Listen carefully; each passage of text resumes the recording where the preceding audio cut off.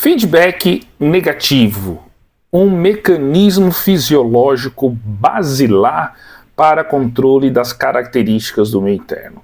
Se você tem interesse em fisiologia humana básica e entender definitivamente o papel do feedback negativo para controle das variáveis fisiológicas homeostáticas, esse vídeo vai lhe ajudar.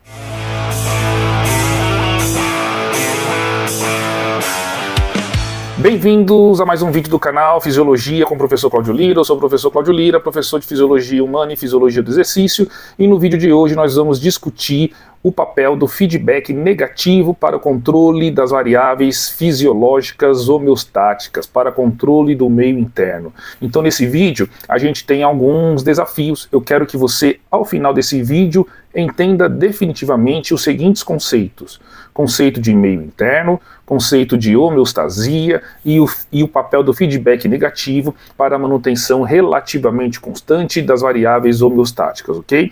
Vamos lá. Primeiro, o que é meio interno? Meio interno não é sinônimo de líquido intracelular. Primeiro, muitas pessoas confundem, e esse é um erro muito comum entre os estudantes dos cursos da área de ciências biológicas e ciências da saúde. Meio interno simplesmente é o líquido que banha as células, é o líquido que está fora das células, é o líquido extracelular. No líquido extracelular existem algumas variáveis fisiológicas que se alteram, mas não se alteram substancialmente, ou você pode compreender também que essas variáveis elas variam, mas variam dentro de faixas estreitas, como por exemplo temperatura corporal. Temperatura corporal do homem é por volta de 36,5, 37 graus Celsius. Trata-se de uma variável homeostática. Pode variar? Pode, mas varia dentro de faixas estreitas. Então, por exemplo, se a sua temperatura agora tiver 36,3 graus Celsius, está tudo bem. Se a sua temperatura tiver 36,6 graus Celsius, também está tudo bem. Se a sua temperatura tiver 38 não, 38 já é febre. Se a sua temperatura tiver 36,8 graus Celsius, também está tudo bem. Então a temperatura corporal, ela varia, mas varia dentro de faixas estreitas. Existem outras variáveis fisiológicas homeostáticas, concentrações plasmáticas de sódio, cálcio, potássio, cloreto, glicemia, é uma variável homeostática também, né? Enfim, essas variáveis elas podem variar, mas existem mecanismos de ajuste dessas variáveis para que essas variáveis permaneçam relativamente constantes, ok? Então essa é a definição de meio interno. A segunda definição que eu gostaria de conversar com vocês é de homeostasia. Homeostasia é a palavra, se a gente for compreender, o sufixo estase significa condição e homeo não é igual. Se fosse uma condição igual seria homo. Homeo significa similar, então trata-se de uma condição similar e não uma condição igual. E aí, olha só, a temperatura corporal, ela não é fixa, ela varia, ok? Mas varia dentro de faixas estreitas, então trata-se de uma condição similar e não uma condição igual. Veja só, dentro desse contexto, glicemia, temperatura corporal, concentrações plasmáticas de sódio, potássio, cloreto, cálcio e por aí vai, precisam ser monitoradas constantemente, e há necessidade de ajustes fisiológicos que controlem dentro de faixas estreitas tais variáveis, tá certo? Então se a nossa temperatura corporal subir por algum motivo, existem mecanismos fisiológicos que regulam a temperatura corporal e façam a temperatura corporal cair. Em um dia frio, para a nossa temperatura corporal não cair, existem mecanismos fisiológicos, respostas fisiológicas, que fazem com que a temperatura corporal não caia, né? Então fique aí dentro de faixas estreitas. Aí vem comigo aqui na minha tela que eu estou mostrando para vocês, olha só. Essa figura, ela é muito feliz porque ela mostra de uma maneira didática o que é homeostase. Homeostase não é nada fixo, existe uma dinâmica entre, no que se refere às características do meio interno. Então o que eu tenho aqui? Olha só, vamos, para facilitar e para tornar a nossa explicação mais didática, isso aqui é uma caixa d'água. Tem uma entrada de um certo volume de água na caixa d'água, mas tem uma saída, tá certo? Se porventura a entrada de água diminui um pouquinho, o nível de água vai diminuir porque a saída ela permanece constante. Quando eu falo saída permanece constante, o volume de água que está saindo, o fluxo de água que está saindo por minuto, por unidade de tempo, enfim, permanece o mesmo, então a gente vai ter uma diminuição do volume da caixa d'água, tá certo? Então é justamente isso que acontece no nosso corpo. As variáveis homeostáticas podem variar um pouquinho. Eventualmente, o fluxo de água aqui pode se elevar um pouquinho. Tá tudo bem, o nível da caixa d'água vai ficar relativamente constante. Então, essa representação mostra muito bem o que é a homeostase. Vem comigo no meu segundo slide, olha só. Quando eu tenho uma caixa d'água sem entrada de água e sem saída de água, o volume de água vai permanecer constante, tá certo? Isso não é homeostase. Isso seria homostase, é uma condição igual, e não é isso que acontece no corpo dos mamíferos, incluindo aí, evidentemente, o homem. As variáveis fisiológicas, elas variam, mas variam dentro de faixas estreitas. Mas eu vou usar esse exemplo aqui para criar um sistema, junto com vocês, de monitoramento da temperatura da água. Eu quero manter a temperatura dessa água, supondo que agora não é mais uma caixa d'água, é uma piscina, e eu quero manter a temperatura da água da piscina em 25 graus Celsius. É um valor qualquer que eu pensei agora, tá? Poderia ser 30, 27 graus Celsius, enfim, 25 graus Celsius. Então, quais componentes eu vou ter que ter nessa piscina para manter a temperatura da água por volta de 25 graus Celsius? Eu vou ter, olha só, um termômetro que vai monitorar a temperatura da água.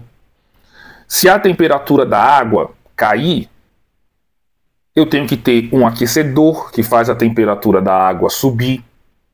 Se a temperatura da água subir muito, o termômetro vai detectar e o aquecedor vai desligar, entende? Só que eu tenho que ter uma comunicação entre o termômetro e o aquecedor. Então eu vou colocar aqui um fio entre o termômetro e o aquecedor, tá certo? Só que eu tenho que ter um componente muito importante, que é um centro que vai receber essa informação do termômetro, vai integrar essa informação e vai fazer com que o aquecedor ligue ou desligue, tá certo? Então vamos reformular o raciocínio? Olha só, eu tenho que ter um termômetro, um centro, uma caixa de comando, e eu tenho que ter um aquecedor. E entre esses três componentes, eu tenho um fio. Um fio ligando o termômetro ao centro de comando, ao centro de integração, e um segundo fio ligando o centro de integração ao aquecedor. Tá certo? Então, de novo, olha só.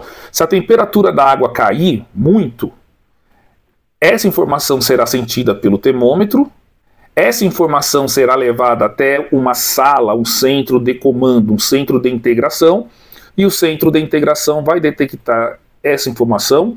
Olha, a temperatura da água não está mais por volta de 25 graus Celsius. Então eu vou fazer, o centro de integração vai fazer o aquecedor ligar. O contrário também é verdadeiro. Se a temperatura da água sobe muito, o aquecedor vai detectar a elevação da temperatura da água, essa informação será levada por um fio até o centro de integração, e o centro de integração vai fazer o aquecedor desligar. É justamente isso que acontece dentro do nosso corpo, e aqui eu rascunhei para vocês um exemplo, um feedback negativo, tá certo? Vamos dar nomes a essas estruturas que a gente comentou agora, e aí eu trago para vocês mais essa figura, tá certo? Eu tenho aqui a piscina, a temperatura da água da piscina tem que ficar por volta de 25 graus Celsius. Quem vai detectar a temperatura da água é um termômetro. Essa informação será levada por um fio até uma caixa de controle, um centro de integração, uma caixa de comando, e essa caixa de comando vai fazer o aquecedor ligar ou desligar. Ele vai ligar se a temperatura da água estiver baixa e ele vai desligar se a temperatura da água estiver alta. Como que funciona na fisiologia?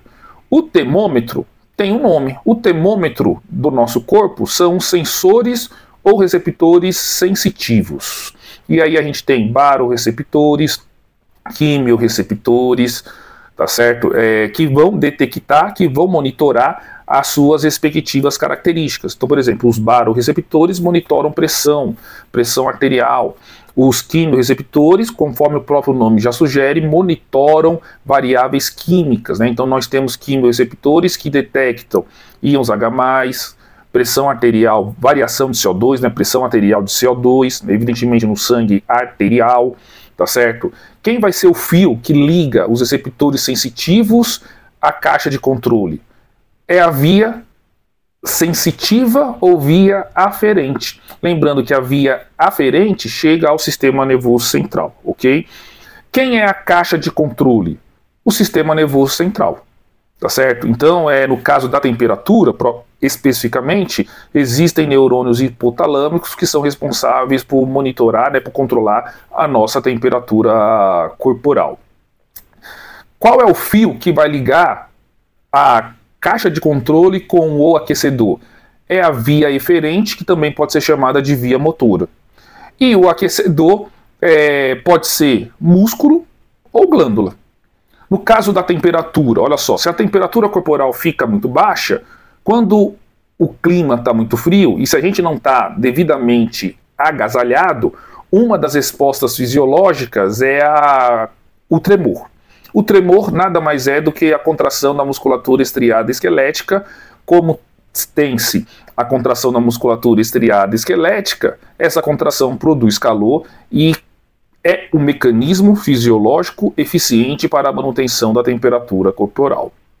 Um segundo mecanismo para a manutenção da temperatura corporal, quando a nossa temperatura corporal está subindo, é a estimulação da sudorese. Aí, os efetores, nesse caso, serão as glândulas sudoríparas. Então, o aquecedor no nosso corpo, a gente chama de efetor na fisiologia. Efetor só pode ser de duas classes: glândula ou músculo. Glândula endócrina ou glândula exócrina. Musculatura estriada esquelética, musculatura estriada cardíaca ou musculatura lisa. A depender, todas as respostas fisiológicas serão mediadas pelos efetores. De novo, glândulas, glândula endócrina, glândula exócrina e músculo, musculatura lisa, musculatura estriada esquelética e musculatura estriada cardíaca. Né? E aqui os exemplos são inúmeros, né? Eu falei da temperatura, mas poderia ser pressão arterial. O barorreflexo é um exemplo de feedback negativo. A diminuição da concentração plasmática de glicose em virtude do aumento da produção da insulina é um exemplo de feedback negativo. O aumento da concentração plasmática de glicose, como uma resposta fisiológica evocada pelo aumento da concentração plasmática de glucagon, é um exemplo de feedback negativo. O aumento da ventilação pulmonar durante o exercício físico é um exemplo de feedback negativo. Tá certo? Então, se você compreende isso, você tem condições de compreender diversos mecanismos fisiológicos. E é sempre a mesma base. No feedback negativo tem-se um receptor sensitivo, uma via aferente ou sensitiva, um centro de integração, que pode ser sistema nervoso ou sistema endócrino, ou em alguns casos os dois sistemas, uma via eferente ou uma via motora, e finalmente um efetor, que na fisiologia é sempre glândulas ou músculos, ok? Então esse é o feedback negativo, espero que você tenha gostado e até o próximo vídeo.